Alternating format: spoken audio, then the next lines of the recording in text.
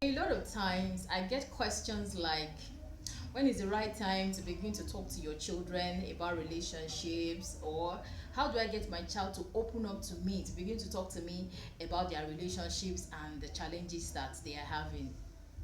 Now, the truth of the matter is there is really no right or wrong time to begin to have a wonderful relationship, a relationship with your child where they can come to you to talk about anything. Now, if your kids are still little, you're very lucky.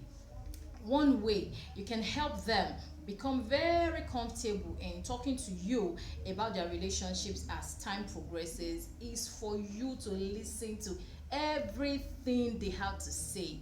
When you listen to their not so important stories by according to you, because whatever kids are coming to share with you, they consider it important. But when you take your time to listen, no matter how boring, no matter how much you don't even understand, they're talking to you about their cartoons you don't understand, just listen. When they know that they have a mother or a father that has a listening ear, when the time comes and they get to that stage that they have to begin to go into relationships, you will be a go-to person. You'll be one of the first persons they will consider when it comes to, talking about their relationships or talking about their challenges basically in life. Number two, another thing you can do to get your children to open up, to loosen up, to begin to talk to you about these things, is for you to share your own experiences when you were growing up, when you were their age.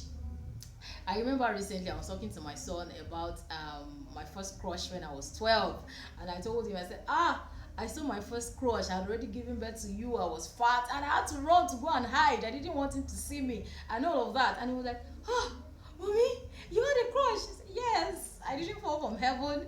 I have flesh and blood in my veins and all of that. Your mommy has passed through all of these things. So when we take our time to share our experiences, we end up breaking the ice.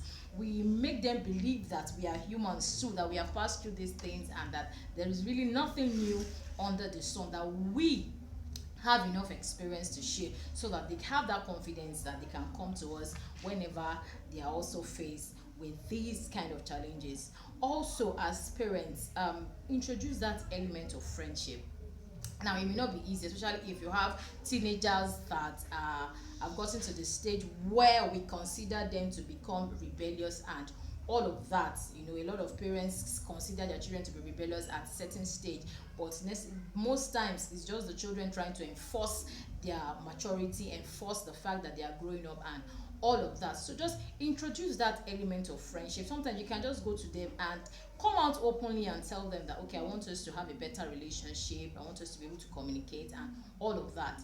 Initially they may not be receptive, but they may look at you like, old school, what is it you want us to be discussing? We have passed this level and all of that. But just keep at it and continue to talk to them. Like I said, share your own experiences. Just introduce that element of friendship and all of that. Over time, everybody responds to love. Over time, they will come around when they realize that you are doing it from a position of love, that you're doing it not because you want to poke nose into their issues so that you can begin to judge them or you can begin to blame them on and all of that. When they realize that you are really genuine, you're really sincere with your motives, over time they will open up and then they will begin to come to you.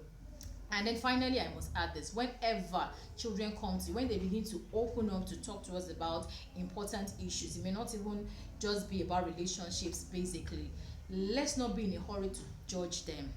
Let's not be in a hurry to blame them. Let's not be in a hurry to begin to dish out punishment. Let us get them to the point where they are safe.